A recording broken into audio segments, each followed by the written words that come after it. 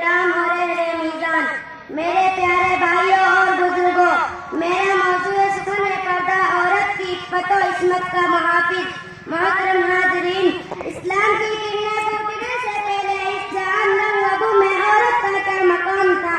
عرب اسے زندہ درگور کر دیا کرتے، اگر شوہر مر جاتا تو اسے وراثت میں تقسیم کر دیا جاتا، غرض عورت کا کوئی مقام نہیں تھا اس کائنات میں۔ لیکن اسلام کا درخشاں ستارہ جب نمودار ہوا تو اس نے دنیا کے انسانوں کو مخاطب کیا کہ اے لوگوں، عورت اگر بیٹی ہے تو تمہاری عزت ہے، اگر بہن ہے تو تمہاری ناموس ہے، اگر یہ ماں ہے تو تمہارے لیے اس کے قدموں میں جنت ہے، اگر یہ نیک سیرت و پردہ خاتون ہے تو دنیا کی بے دین متا ہے۔ ہاں، اگر یہ میرے حکم کے مطابق شوہر کی خدمت کرے تو جنت میں جس دروازے سے چاہے داخل ہو جائے۔ حاضرین گرامی، آج جدید فیشن کی کالی پٹی آنکھ پر باندھ کر ہم نے اسلام کے احسانات کو فراموش کر دیا۔ مغربی تہذیب نے آزادی نسواں کا نعرہ بلند کر کے ہمیں بازاروں کی زینت بنا دیا۔ یورپی ثقافت نے ہمارے محافظ حجاب کو مردوں کی بول ہوشی کے حوالے کر دیا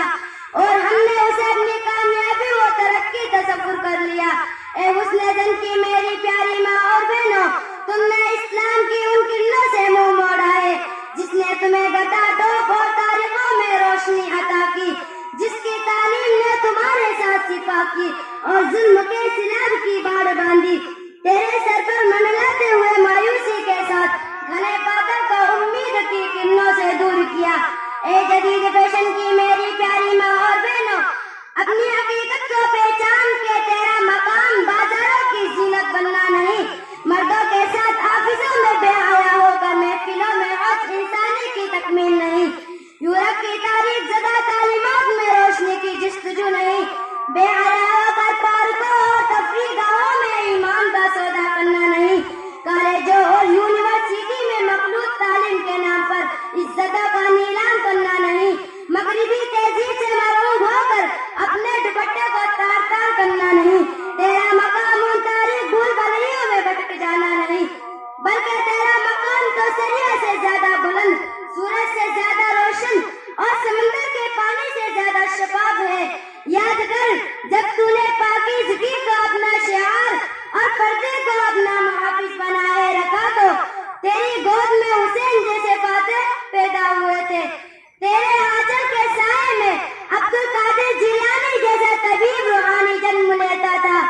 تیرے حجاب و پاک دامنی تلے ابو حنیفہ اور احمد بن حنبل جیسے مجتہد جابر و ظالم بادشاہ کے روبرو زندہ شکن جواب دینے والے مجاہدین پڑا کرتے تھے، تیری مہد مبارک میں طارق بن زیاد، صلاح الدین ایوبی اور ٹیپو سلطان جیسے بہادر شرف و روزانہ جذبے سے شرشار افراد جنم لیتے تھے۔ اور تو غور سے سن، اسلام میں پہلی شہیدہ سمیہ رضی اللہ عنہا، جنتی عورتوں کی سردار فاطمہ رضی اللہ عنہا، سب سے بڑی فقیہ عائشہ رضی اللہ عنہا، میدان کارزار میں دشمن کی صفوں میں کھلبلی پیدا کرنے والی نقاب پوش خولا رضی اللہ عنہا، فرعون کے سامنے منہ توڑ جواب دینے والی بی بی معاشطہ، اپنے 4 جوانوں کو راہ خدا میں قربان کرا کر فکر کرنے والی خنساء رضی اللہ عنہا۔ اسلام کی تاریخ تمہارے سربروزانہ جذبات، پاک دامنی و پاکیزگی اور تمہاری بہادری و شجاعت سے بھری پڑی ہے، لیکن افسوس نئی روشنی نے اندھیرے میں ڈالا ستم ہے کہ جنت کو سمجھا۔ محترم سامعات، سنو محمد عربی کی جگر کا آخری پیغام، کی شرافت و سادگی کا والی میرے پاس ہے، پردہ صرف تناسب کی عصمت کا محافظ ہے، پردہ بن تقویٰ کی پاکیزگی و پاک دامنی کا بن ثبوت ہے، پردہ منشائے خداوندی اور محمد رسول اللہ صلی اللہ علیہ وسلم کا حکم ہے۔ اے فاطمہ کی لگتے جگر، دیکھو سسکتی ہوئی عصمت فاطمہ تجھے آواز دے رہی ہے، دیکھ جدید فیشن میں دبا ہوا مریم کا آنچل تجھے پکار رہا ہے، او دیکھ تیرے سرکوں سے اترا ہوا خدیجہ کا دوپٹہ دم توڑ رہا ہے، او دیکھ تہذیب نہ آزادی نسواں اور مغربی ثقافت آنسا کے پردے کو رون رہے ہیں۔ کی گجور ماں اور بہنوں، وہ سسکتے سلگتے اور تار تار ہوتے ہوئے فاطمہ و مریم کے آنچل کو اپنی سر کی زینت بنا لو کہ یہی پردہ عورت کی عفت و عصمت کا محافظ ہے۔ اے حسن زن کی پیاری ماں اور بہنوں، اسلام کے آنچل میں آ۔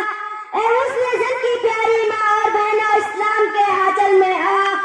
امت مسلم کی ماں، اسلام کے آنچل میں آ۔ کل بھی بخشی تھی تجھے اسلام ہی نے زندگی، کل بھی بخشی تھی تجھے اسلام ہی نے زندگی، آج بھی تیرا نگہبان ہے فقط اسلام ہی۔ میں اسی بات پر اپنی تقریر کا یہی پر ختم کرنا چاہتی ہوں۔ وما علینا الا البلاغ۔